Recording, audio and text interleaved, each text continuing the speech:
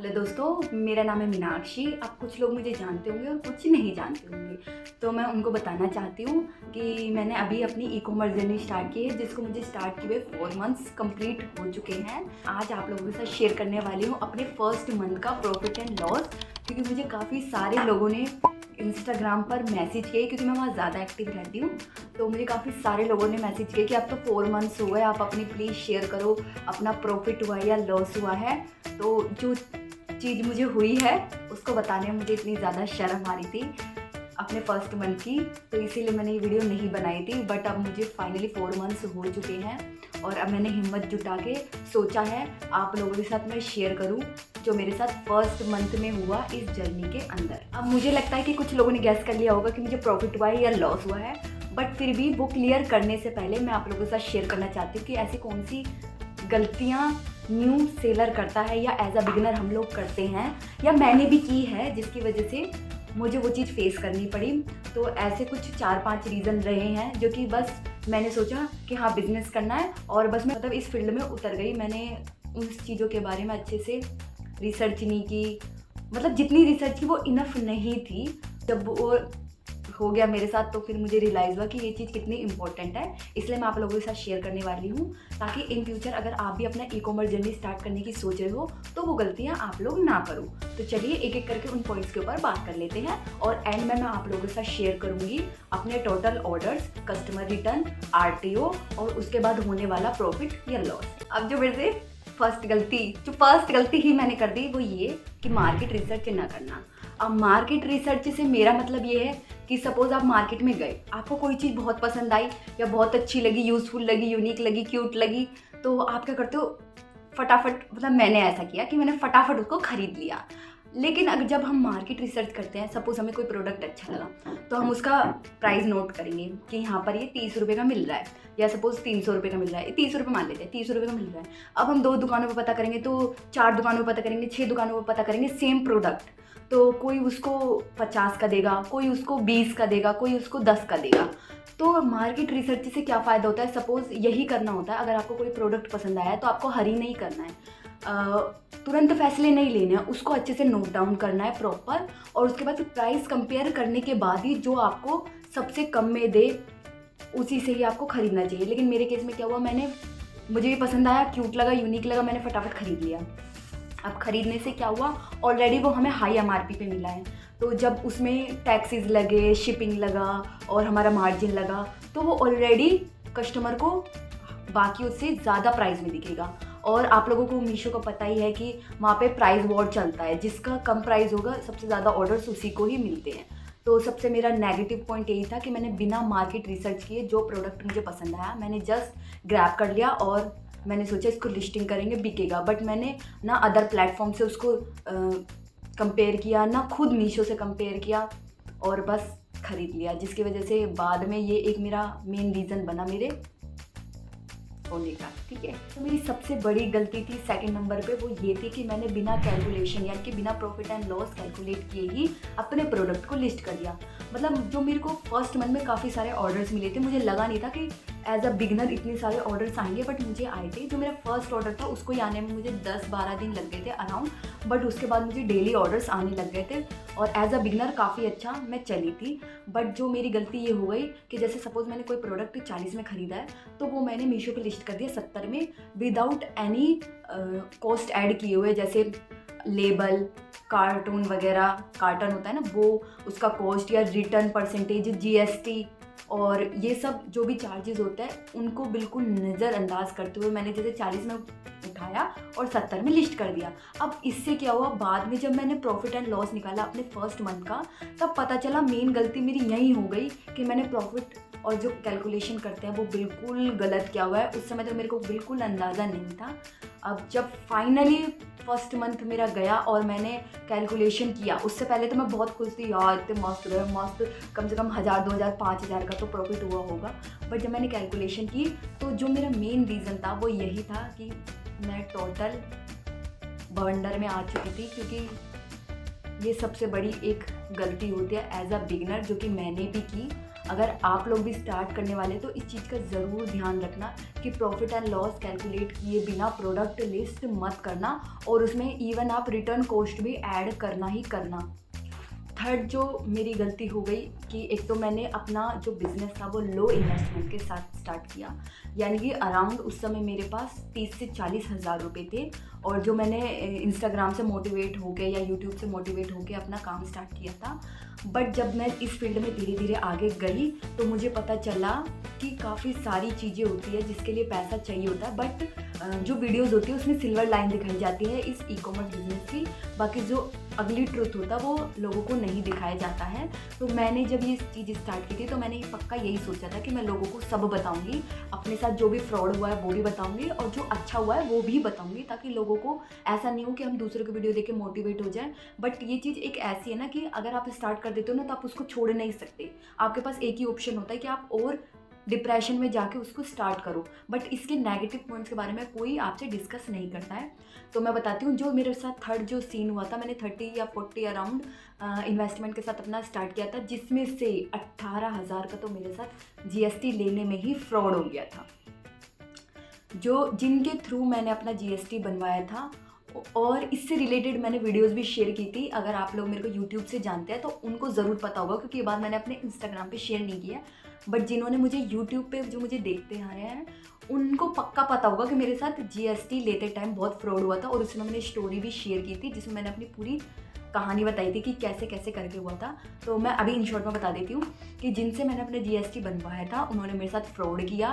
And पहले तो उन्होंने मेरे को जीएसटी नंबर देने में 3 मंथ्स लगा दिए, और जबकि उन्होंने मुझे प्रॉमिस किया था कि मैं 10 दिन के अंदर मीनाक्षी तेरे को दिला दूंगा, बट उन्होंने ऐसे कुछ नहीं किया। बाद में जब हमने सारे डॉक्यूमेंट्स दे दिए, सब चीज़ हो गई, फाइनल हो गया, तब भी उन्होंने बोला अब आ रहा है, 2 दिन में आ रहा है, 5 दिन में आ रहा है, अब ये हॉलीडे हो गया, ऐसे करके उन्होंने मुझे 3 मंथ्स घुमाया। जो कि चीज़ मैंने अक्टूबर से स्टार्ट की थी, वो फाइनल जीएसटी नंबर मुझे मिला था दिसंबर में, अराउंड नवंबर दिसंबर में दिया था। मतलब हाँ 3 मंथ्स उन्होंने मेरे वहाँ पर वेस्ट किए, और प्लस उन्होंने ये बोला क्लियर मुंह पे, इतने पैसे देगी तो जीएसटी नंबर मिलेगा, अदरवाइज नहीं मिलेगा। वो बड़े लोगों को घूस देनी होती है, समथिंग क्या बोलते हैं इंग्लिश में, ठीक है आप समझ जाना, वो देनी होती है। तो आप अब कहने का मतलब ये है कि आप समझ जाओ कि जितना ज़्यादा इन्वेस्टमेंट लेके चलोगे उतना ज़्यादा सही रहेगा, क्योंकि लोग बोलते हैं कि 10,000 20,000 से स्टार्ट होता है, लेकिन जब हम इस फील्ड में उतरते हैं ना तो ऐसी ऐसी चीज़ें हम लोगों के सामने आती है जिसको हम निगलेक्ट नहीं कर सकते हैं। तो सबसे यही चीज़ बड़ी हो गई कि 30,000 मैंने सुना तो 10 था, पर फिर भी मैं 30 लेकर चली, बट मेरे साथ काफ़ी सारे ऐसे सीन हो गए जिसकी वजह से मेरी पूरे अमाउंट ख़त्म हो चुका था। जो मेन चीज़ थी उसके लिए ही मेरे पास पैसे नहीं बचे थे। बट वही अब मैं पीछे नहीं हट सकती थी, जीएसटी नंबर ले लिया, बहुत कुछ कर लिया था, तो अब फर्दर मुझे या तो पैसे लेके या तो कुछ ना कुछ करके करना ही था। तो ऑल ओवर यही है कि अच्छा इन्वेस्टमेंट लेके चलोगे तो अगर कोई प्रॉब्लम भी आएगी तो आप उससे निकल सकते हो। अब फोर्थ पॉइंट ये है कि जब आप एज अ बिगिनर स्टार्ट करते हो, मीशो पे अकाउंट बनाते हो, तो मीशो आपको 1500 रुपये की फ्री एड्स देता है, जो कि मैंने नहीं ली। अब मैंने क्यों नहीं ली, क्योंकि उसमें एक लिमिटेड कैटलॉग डालने के लिए वो बोलता है, जैसे 10 डालो 20 डालोगे तो आपको ये प्रॉफिट होगा, ये प्रॉफिट होगा। अब उस समय, या फिर मुझे नहीं लगता मेरी गलती है, बट हाँ गलती तो है, क्योंकि उस समय अगर जैसे मैं न्यू थी, अब मुझे कैटलॉग डालने में इतना टाइम लगता था, अब तो खैर नहीं लगता है, लेकिन उस समय इतना ज़्यादा डर लगता था कोई भी कैटलॉग डालते टाइम। तो उन्होंने बोला था 10 डालो या 15 डालो तो आपको 1500 की फ्री एड्स मिलेगी, वो मैंने नहीं ली क्योंकि मुझे कैटलॉग डालने में इतना ज़्यादा डर लगता था, और शुरू के 1 मंथ मैंने मुश्किल से 4 या 5 ही कैटलॉग डाले थे। अब आप सोचो उसमें भी मुझे इतने अच्छे ऑर्डर्स आने लग गए थे, बट वही है काफ़ी सारी गलतियाँ मेरे से हुई जिसकी वजह से मुझे बहुत चीज़ें फेस करनी पड़ी। तो हाँ ये थी कुछ मेरी गलतियाँ। तो चलिए अब फाइनल पॉइंट्स पे आ जाते हैं जो कि आप लोग सुनने के लिए तरस रहे हो। तो मैं बता देती हूँ, जो मेरा फर्स्ट मंथ में मुझे लॉस हुआ है, भारी लॉस, तो हंसना नहीं चाहिए, बट मुझे अपनी सोच पे बहुत वो आ रही, क्योंकि कुछ छोटी छोटी गलतियाँ इतना बवंडर बन गई कि मुझे लॉस हो गया। बाकी उस चीज़ों से मैंने सीखा। और अब फाइनल बात कर लेते हैं मेरे टोटल ऑर्डर्स, आरटीओ और कस्टमर रिटर्न के बारे में प्रॉपर डिटेल्स के साथ। तो चलिए डिस्कस कर लेते हैं 1 month profit and loss calculation on Meesho. तो जैसे मुझे रिसीव हुए थे टोटल ऑर्डर 72, जिसमें से कस्टमर रिटर्न थे मेरे 6 और आरटीओ थे जिसमें से 4, ठीक है। और जहाँ पे मैंने सक्सेसफुली जो कस्टमर को डिलीवर्ड हुए वो मेरे 62 ऑर्डर्स डिलीवर हुए। अब मुझसे गलती यहाँ हुई, जैसे मैंने यहाँ प्रोडक्ट परचेज़ किया 104 रुपये में, उसको मैंने सेल किया मीशो पे 128 रुपये में, तो मुझे यहाँ क्लियरली लगा कि यहाँ पर मुझे 24 रुपीज़ का प्रॉफिट हो जाएगा, सीधा सीधा यहाँ मुझे प्रॉफिट हो जाएगा। बट ये मेरी सबसे बड़ी गलती थी। यहाँ पर गलती मुझसे ये हुई कि मैंने इसमें अदर कॉस्ट ऐड ही नहीं की। अब अदर कॉस्ट क्या होती है, जैसे packaging cost, GST, RTO, customer return भी हमें ऐड करना होता है और टीसीएस भी ऐड करना होता है, जो कि 0.5% होता है। तो जैसे पैकेजिंग कॉस्ट हो गई 10 रुपीज़, क्योंकि इसमें मैंने बबल रैप भी यूज़ किया है और मैंने बॉक्स भी यूज़ किया है अपना और लेबल भी लगाया, तो यहाँ पर मैंने 10 रुपीज़ लिया है। और जीएसटी जो कि मेरे प्रोडक्ट पे लग रही थी 18%, तो हो गई 18.36 रुपीज़। आरटीओ भी लेते हैं, क्योंकि जब हमारे पास कोई प्रोडक्ट रिटर्न आता है तो हमें उसे की पॉली बैग भी रिटर्न चेंज करना होता है, लिंक करके देना होता है, तो उसका यहाँ मैंने 2 रुपीज़ लगाया। और कस्टमर रिटर्न भी हम 10% लेके चलते हैं, तो यहाँ पर 13.30 और टीसीएस भी 0.5% करता है, तो यहाँ पर 0.65 रुपीज़ हो गए। तो टोटल ये हो गया 4430। तो इसको हम ऑल ओवर 45 रुपीज़ मान लेते हैं। अब यहाँ पर सीन ये हुआ कि प्रोडक्ट परचेजिंग जो मैंने की थी वो की थी 104 में। अब इसमें अदर कॉस्ट हमें ऐड करनी होती है, अदर कॉस्ट, तो जैसे हो गई 45, तो यहाँ पर 149। अब ये वो अमाउंट आ गया, जब मैं इस अमाउंट पे बेचूंगी तो ना मुझे प्रॉफिट होगा ना मुझे लॉस होगा। बट मैंने क्या किया, इसको 149 से हाई ना बेचकर 128 रुपीज़ का बेचा, तो यानी कि मुझे 149 माइनस 128 यानी कि 21 रुपीज़ का यहाँ मुझे एक प्रोडक्ट पे सीधा सीधा लॉस हो रहा था। और यहाँ पर मैंने भेजे कितने, 62 यानी कि 21, यहाँ हमारा आता है 302 रुपये। अब इस सामान को लाने में मुझे कुछ अदर एक्सपेंसेस भी आए, जैसे किराया, अदर चीज़ें मैं जोड़ती हूँ, फेयर वगैरह, तो मान लेते हैं मोटा मोटा 400 रुपीज़, तो यहाँ पर हो गया 1702 यानी कि 1702 रुपये। अब 1702 रुपये तो ये हैं जो मेरे को लॉस हुआ है। अब यहाँ पर मुझे कस्टमर रिटर्न भी आए हैं कितने, 6 पैकेट, यानी कि, और उन पे रिवर्स शिपिंग चार्जेस लगते हैं 160 ईच, हम मान लेते हैं 160 लगा है, तो यानी कि 6 × 160 पड़ रहा है 960 रुपीज़। अब 1702 और 960 ये टोटल हमारा लॉस हो गया 2662, ये हमारा हो गया टोटल लॉस 1 मंथ का। अब मीशो हमें प्रोवाइड कराता है अपने प्रोडक्ट का प्राइस इंक्रीज़ करना और डिक्रीज़ करना, बट दिक्कत यहाँ पर आ रही थी, इंक्रीज़ करने में कंडीशन होती है 15 to 25% तक ही हम इंक्रीज़ कर सकते हैं। बट इतना इंक्रीज़ करने से मेरा ये लॉस कवर नहीं हो रहा था बिल्कुल भी, क्योंकि ये अमाउंट मैंने कुछ ज़्यादा ही कम कर दिया था, तो इतना 15 से 25% हाई करने के बाद भी मेरा इतना अमाउंट नहीं बन रहा था कि मैं प्रॉफिट में जाऊँ।